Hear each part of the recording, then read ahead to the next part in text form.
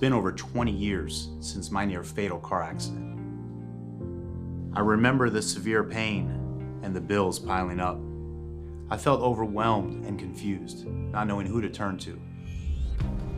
I'm attorney Jared Spingarn, and if you've been injured in an accident, you can turn to me. When you hire Jared, you're not just another client, but treated like family. I take each case personally. Hire Jared and get an attorney that will fight to get the results you deserve. Buenas noches, bienvenidos a Agárrate. Hoy es jueves 20 de octubre del año 2022. Bueno, y comienzo por recordarles, Farm Aid Pharmacy está en Kissimmee, cerquita de Orlando, así que yo los invito a que visiten la sede y disfruten de todos los productos latinos, la perfumería que hay ahí, pero además, obviamente, la atención del farmacéutico latino. La vas a conseguir en Farm Aid Pharmacy, también, por supuesto, en Pembroke Pines.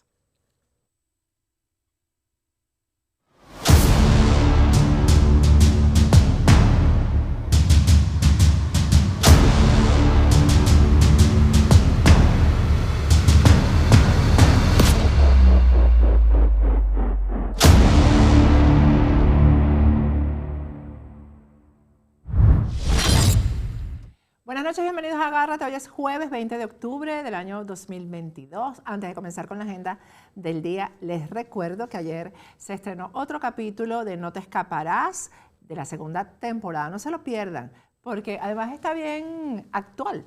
Tiene que ver con un guiso en PDVSA, pero la PDVSA de Rafael Ramírez, que viene desde ahí el guiso y continúa.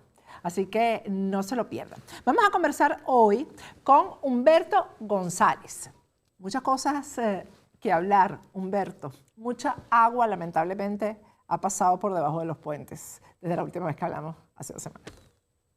Sí, Patricia, bueno, un placer volver a conversar contigo y bueno, siguen pasando cosas en Venezuela que merecen la atención y que es importante que las analicemos acá en tu programa para beneficio pues, de tu selecta audiencia, claro. Así es. Humberto, lo que está pasando es la furia de la naturaleza, los ríos siempre buscan su cauce, etcétera. Pero alrededor de todo esto, obviamente, lo que vemos, tú estás en una zona en la Florida que estuvo bien golpeada por el último huracán. Aquí yo siempre pongo, no es que no haya pérdidas materiales y humanas cuando ocurre una cosa de la naturaleza como esta, pero se prevé y se toman las medidas para evitar. En Venezuela no se prevé nada, pero no solamente eso, sino que mientras ocurren estas inundaciones, ni siquiera prevén que pueden seguir causando problemas. Y entonces es una crisis detrás de otra crisis, detrás de otra crisis, se van acumulando estos problemas que además están arrastrando literalmente al ciudadano más humilde y más desprotegido. Sí, bueno, es como dices, se trata de una situación que no es novedosa para ningún gobierno, debería serlo, porque son situaciones que se pueden perfectamente prever, que se pueden tomar decisiones, por ejemplo, de reubicar a personas que están en estas zonas que son consideradas de alto riesgo. El problema de fondo en realidad, y lo que salta a la vista, es que en estos momentos el gobierno chavista, el gobierno de Maduro, no tuvo la capacidad de previsoria, pues de prevenir toda esta situación que se ha presentado, pero tampoco tuvo la capacidad de respuesta para atender ya cuando la emergencia estaba prácticamente en pleno desarrollo. Por supuesto, con la consecuencia lamentable de las pérdidas humanas y materiales, el gobierno pues aprovecha, bueno, el gobierno y algunos politiqueros, de una manera, yo diría francamente, es algo lamentable para hacer politiquería, ¿no? Para tratar pues de, digamos, dar que si unas bolsitas de comida aquí, o sea, pañitos de agua tibia, unas benditas, unas curitas, para problemas que son problemas graves, problemas de fondo. Estaba leyendo hace unos días unas declaraciones de, creo que es José María de Viana, que decía que Venezuela se ha quedado prácticamente de 600 estaciones de lluvia que existían, no hay ninguna. Una de las cosas es que el chavismo acabó prácticamente con todo lo que es la estructura asistencial y lo que era esa red, digamos, de protección y de defensa civil, donde, bueno, habían los cuerpos de bomberos estaban integrados, los cuerpos de protección civil. Ahora lo que hay simplemente es que las crisis se van presentando, se van acumulando, como dices, con el agregado, pues, de que hay una crisis sobre otra, situaciones que no han sido resueltas y que prácticamente se dejan en manos de la improvisación de cualquier funcionario. Esta es la Venezuela chavista, una Venezuela que no tiene capacidad para responder a estas situaciones. No solamente en Estados Unidos, en otros países hay capacidad de respuesta porque hay planificación, pero también porque hay gobiernos que son, vamos a llamarlos gobiernos estables. Lo que hay en Venezuela en realidad no es un gobierno estable, lo que hay es prácticamente es un Estado controlado por unas mafias que se están beneficiando y que lo que en realidad menos importa es resolver estos problemas. ¿Habrá alguna solución, digamos, provisoria?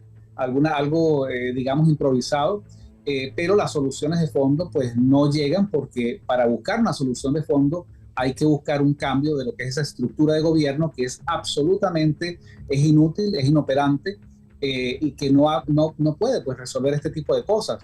Antes, en el pasado, tú seguramente recuerdas que los militares, la institución militar se podía apreciar de la capacidad de logística y de recursos y de respuesta frente a este tipo de crisis. Hoy día tenemos una Fuerza Armada que no es ni siquiera capaz de proteger su propia infraestructura, de manera que esto es una demostración más pues, de cómo estas situaciones siguen no golpeando al gobierno, golpeando a los venezolanos más humildes, que son los que no tienen una capacidad propia para defenderse, porque en realidad la gente está pues prácticamente a la deriva de lo que de alguna manera pues la misma circunstancia vaya a ir resolviendo. Algunas organizaciones no gubernamentales han intervenido, pero el impacto de esta ayuda realmente no es significativo porque las dimensiones de lo que pasó en Tejerías realmente, como las imágenes que estamos viendo, fue una situación que prácticamente quedó fuera de control. Humberto, eso que acabas de decir es muy importante, que este tipo de crisis no afecta al gobierno. Eso es en Venezuela, porque el mal manejo de crisis como esta acaban con cualquier gobierno en cualquier parte del mundo. Es un misterio que lo que pasó, la vaguada de Vargas no acabó, porque además fue responsabilidad absoluta de Hugo Chávez, absoluta, y no acabó con ese gobierno. Y este tipo de cosas no afectan al gobierno, cuando en otros países, cuando son mal manejadas estas situaciones, pues los líderes se tienen que ir del gobierno. Así es. ¿Y por qué no hay un régimen político donde haya pesos y contrapesos? El gobierno está manejado es por una camarilla, yo lo llamo por una macolla, ¿verdad? Que es Delcy Rodríguez, Jorge Rodríguez, Maduro, Padrino López. Y bueno, ellos son prácticamente, hay un entramado allí de intereses, de manera que ellos podrán seguir haciendo desastres con la economía, seguir improvisando en tragedias como la de Tejerías. La economía se podrá ir en picada, pero mientras ellos tengan ese soporte militar y el soporte de las instituciones que ellos se han creado para ellos autolegitimarse, pues va a ser no podemos esperar que ocurra como en otros países normalmente. Un mal gobierno es cambiado por la gente, es cambiado por el pueblo. Eso no ocurre en la Venezuela chavista. Eso es una ilusión pensar que eso va a ser así. Exactamente. Maduro parece que está pensando en adelantar las elecciones y uno dice, ¿cómo es Maduro? Si se supone que las elecciones deben ser coordinadas por una institución, que no puede ser Maduro el que las adelante o las atrase. Pero parece que ese es lo que está en juego y por eso es que las primarias de la oposición se están apurando, Humberto, para escoger el menos malo, el peor es nada, para que quienes no quieran votar por Maduro tengan a alguien por quien votar. Este adelanto de elecciones, ¿tiene que ver con estas tragedias o con qué crees tú que tiene que ver? Mira, es interesante porque uno podría suponer, si hay condiciones, si hay garantías, si hubiese garantías en Venezuela para ir a unas elecciones limpias, transparentes, no solo la acumulación de la crisis desde el punto de vista social y económico que hay en Venezuela, pues uno podría pensar, hipotéticamente, que si hay unas elecciones transparentes, el menos interesado en adelantarlas sería el gobierno, porque en este momento, digamos, es donde se está apreciando en toda su crudeza el drama de la crisis en Venezuela, un país que está prácticamente en vías de destrucción. De manera que los que deberían estar más interesados en ese adelanto de las elecciones no es precisamente el gobierno, sería la oposición o la falsa oposición. Pero curiosamente es al revés. Vemos cómo es el propio Maduro quien está coqueteando con la idea de adelantar las elecciones, y la falsa oposición dice, no, que no se adelanten porque es en el 2024. Y claro, obviamente lo primero que salta a la vista es la demostración de que efectivamente no hay garantías políticas, de que estamos frente a un nuevo fraude electoral porque no hay condiciones, que la falsa oposición está, como tú lo acabas de decir, está tratando de escoger entre el malo y el peor, a ver cuál va a ser el candidato que va a ayudarle a legitimar a Maduro. Entonces, no podemos pensar que es que Maduro se siente acosado por la falsa oposición. Yo creo que hay otros factores que están operando. Y lo que podría estar operando es ese reagrupamiento que venía ocurriendo fuera del gobierno, pero que ahora está ocurriendo dentro del gobierno, un reagrupamiento de diferentes bandas y grupos chavistas que se están realineando, y esto podría estar conectado con un personaje que se ha convertido prácticamente en el dolor de cabeza de Nicolás Maduro. Cuando uno ve que Nicolás Maduro no va a los desfiles militares, cuando uno ve que él, por supuesto, le da digamos, maltrata su falsa posición y se burla, bueno, pero ese no es el tratamiento que tiene Nicolás Maduro con algunos factores que han pertenecido justamente a estos grupos chavistas. Y creo que quizás lo que está ocurriendo allí es que hay un fundado temor a la capacidad de coordinación y de logística que está desplegando Rafael Ramírez, que es sí un factor que podría intimidar al gobierno de Maduro, no así la falsa oposición. ¿Por qué Rafael Ramírez? Bueno, porque Rafael Ramírez aún mantiene intactos sus contactos, sus conexiones con factores militares en Venezuela, con estos operadores políticos que componen el poder electoral, el poder judicial. No es un desconocido para ninguno de ellos, pero además hay otra cosa. Venezuela es un país en crisis y por supuesto la crisis arropa pues a todo el mundo. Es cierto que esta gente está saqueando, pero hay niveles de saqueo que van desde la cúpula de Nicolás Maduro hacia abajo.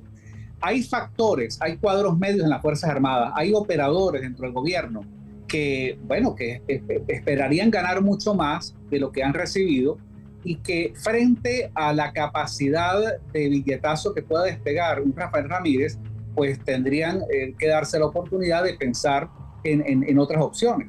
Lo que quiero decir con esto es que sí, efectivamente, la crisis, pues de alguna manera, la escasez afecta a todo el mundo, y que un Rafael Ramírez con una chequera abierta, con capacidades, yo no voy a decir ilimitadas, pero con grandes capacidades de desplegar recursos, puede estar volteándole gente al gobierno de Maduro, pero además las conexiones con los militares. Yo siempre he insistido, y cada vez que este tema se pone en el tapete, yo insisto que el desenlace del régimen chavista va a ser por la vía militar, y va a ser por una pelea entre ellos mismos.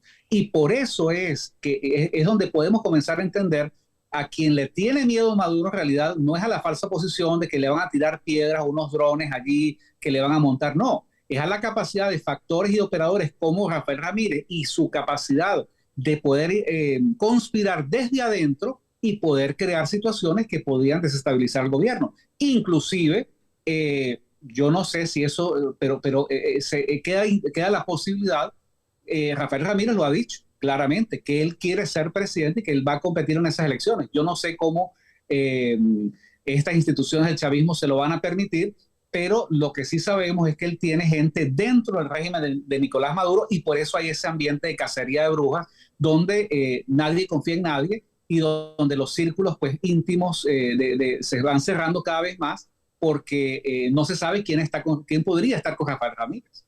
Bueno, pero faltan 2 años para las elecciones y durante estos 2 años él podría desestabilizar precisamente a quienes lo pueden meter preso cuando llegue a Venezuela o cuando se lance a candidato. Así que tiene tiempo para eso, para la desestabilización interna del régimen, si tiene tiempo. Razón por la cual tiene sentido que Maduro esté pensando en adelantar las elecciones. Exactamente. Para justamente pues, impedir que Rafael Ramírez de pronto gane más terreno y logre voltear más gente, ¿no? Hay que ver, yo creo que eso hay que verlo con mucha atención. Además, hay que ver con atención la manera como Maduro responde a los ataques de Rafael Ramírez.